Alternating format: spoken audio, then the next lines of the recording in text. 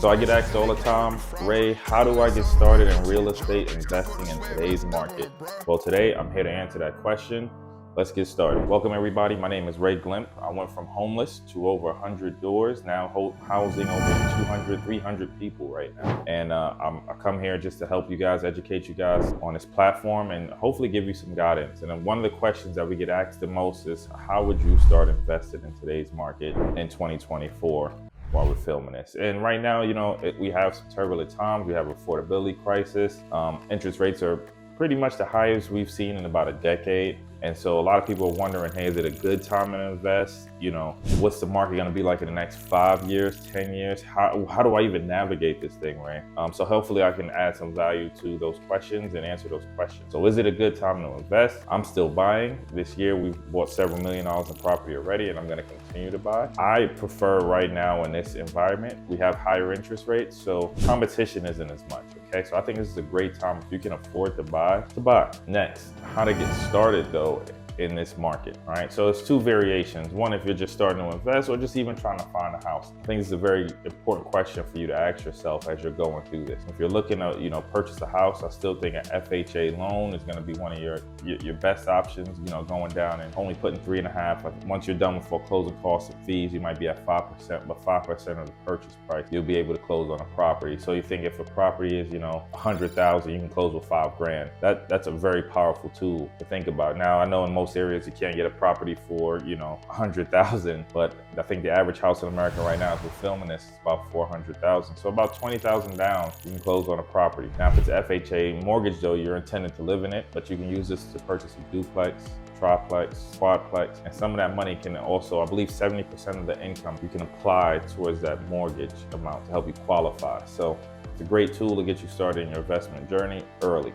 If I was starting over again, that would be the best way I would do it. Next, if you're looking to invest just fully and go all in investment, not necessarily looking for a personal home. We have a lot of people in our community that aren't looking for particularly personal homes, but to investment properties. Then I think the most important thing for you to understand is what is going to be your investment strategy, okay? So are you looking to buy a single family? Are you looking to buy duplexes? Or are you looking to buy, big multi-unit buildings, mixed use, commercial?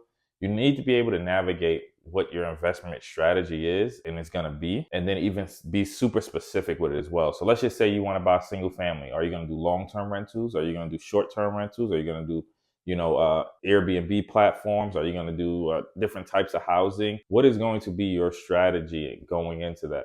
Are you going to do Section 8? Are you going to rent to market? I think it's very specific to understand what your strategy is going to be to help you understand how to look at these properties and what properties to actually look for, okay?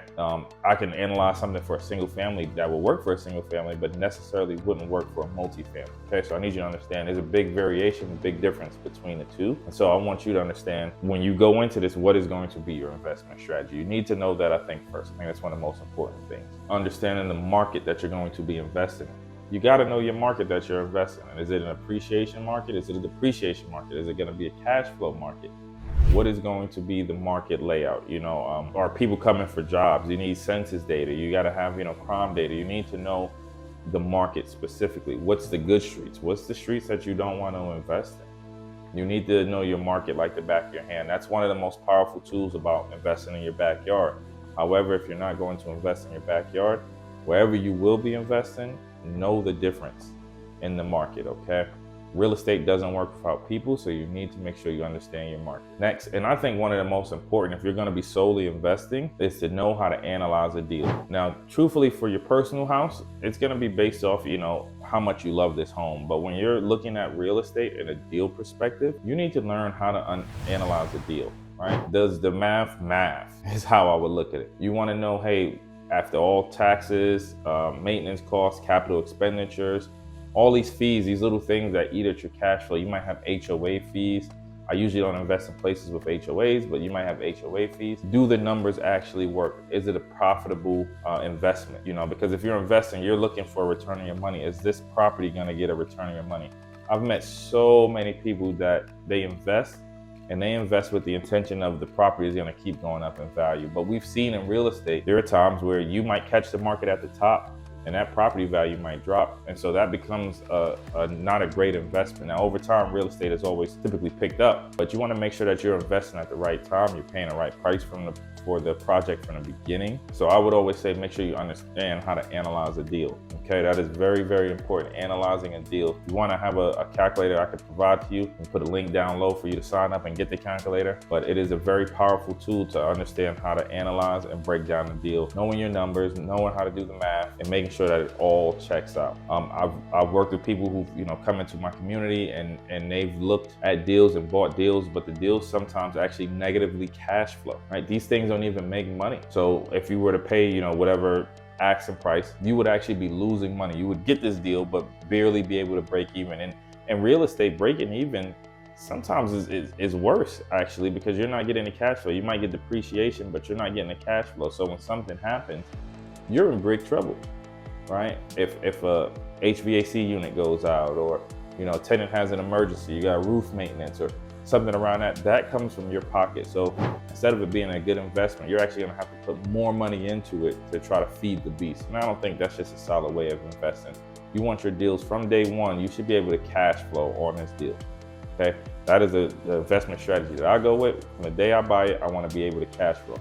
And you gotta think, right now we're investing in high interest rate times, right? We're at about, I've seen anywhere from 7 to 9.5, 10%. And if you're doing, bridge debt or building debt or bridge debt, you might be at 12, 13% for some of these loans. So you want to make sure that you're a cash flow or have a plan to cash flow, right? So if you buy the thing, let's say you buy the unit or you buy a townhome or the building, and it doesn't cash flow from day one, but you have a plan to get it to cash flow. Now, hoping for appreciation is not a plan, right? If you have a way to strategically get this asset cash flowing, then I think you'll be in good shape. But you need to have a plan to make sure that you can get that asset cash flowing. Finally, finances, right? Real estate doesn't work without money. Now, it doesn't have to be your money, but you need money, okay? So you have to have your finances in order. I would say, one, it's very important to find a deal, but after you get the deal, you have to be able to close it, lock it down, make sure that you can stabilize it, and you need money to do that. So whether it be, if you have a private money lender, or if you need, lines of credit, I've seen a lot of investors invest with lines of credit, business credit, however, whatever money you get, if you're using syndications, make sure that money is lined up for when that deal is ready and available to take down. I want to make sure that you're prepared. There's going to be closing costs. There's going to be other fees. You're going to have to do inspections. Other things might come up. As I mentioned, you'll have to do also, if you need to build the property up, you're going to have those expenses as well, any stabilization.